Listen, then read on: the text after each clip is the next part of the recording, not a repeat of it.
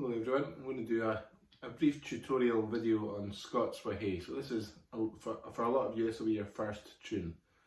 So I'm going to play it through nice and steadily, and then we can break it up line by line.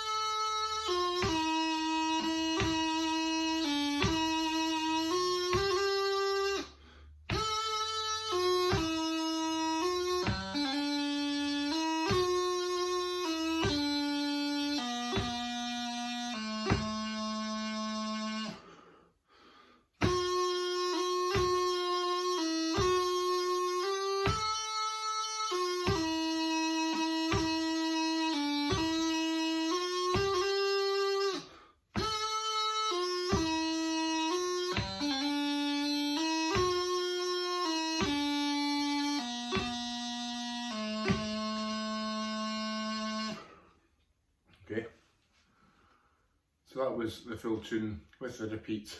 So the first line, which I know some of you will have worked on this tune in your lessons.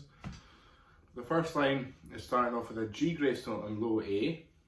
You're then up to B, G grace note down to low A, and then down to low G. I want you to put more emphasis on the low A, so make them slightly longer and make the notes in between slightly shorter. The next bar, again, you're holding the first low A, G grace note up to low A, then up to B, then you've got a throw on D. So that's the end of bar 2, and then you're into bar 3, so that's, instead of holding the low A's this time, you've got the dots on the B's, so you're going to a G grace note on B, then you're going up to C without a grace note, G grace note down to B, and then down to low A with no grace note, G grace note back up to B, up to C, it's a short C, and a throw on D. After the D, you're then up to E to complete line 1. So nice and slowly, line 1 goes.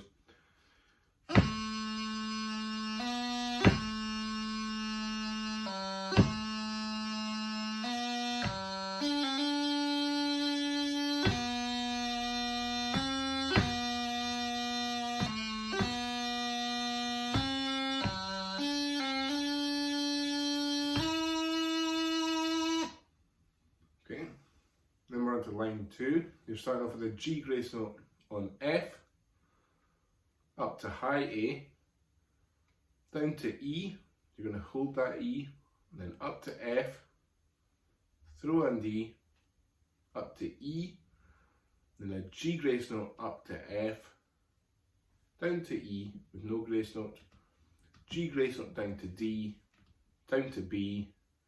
So there's no grace note as you go down to B, but when you get to B, pause a little bit and then put a G grace note on B, and then down to low A. Again, no grace note when you're changing notes, but a G grace note on low A once you've paused on that low A. So the second line goes.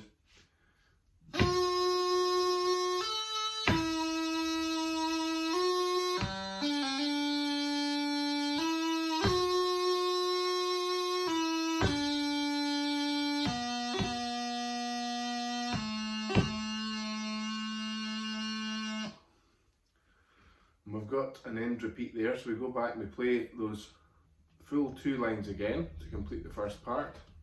And then we go into line 3, which is the start of the second part.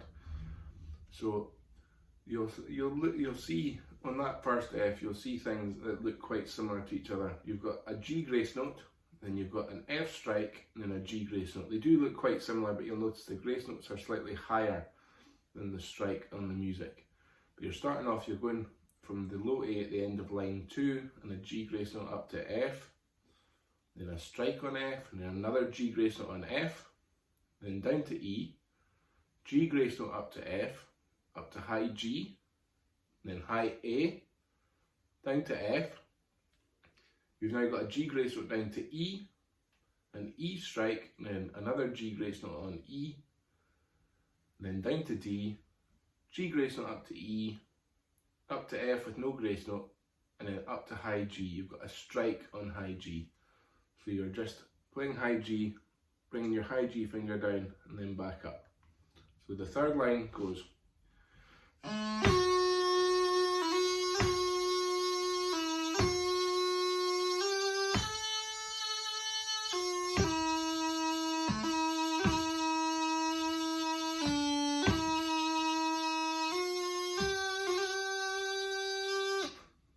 Okay, so that's line 3.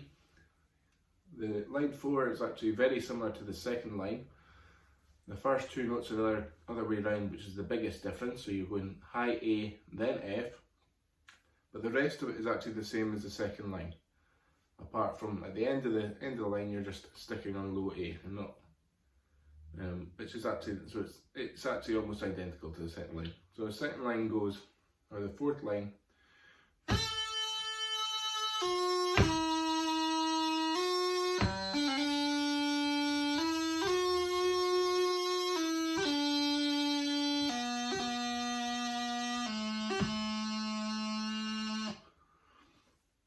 Okay, so again, very similar to the second line.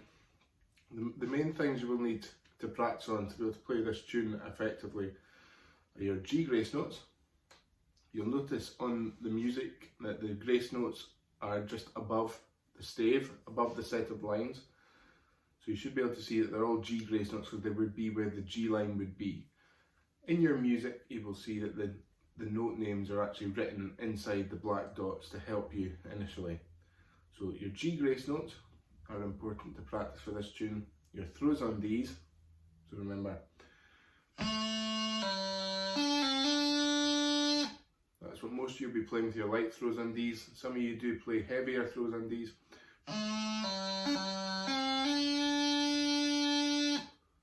So again, another important thing to practice with this tune, and also your scale of strikes.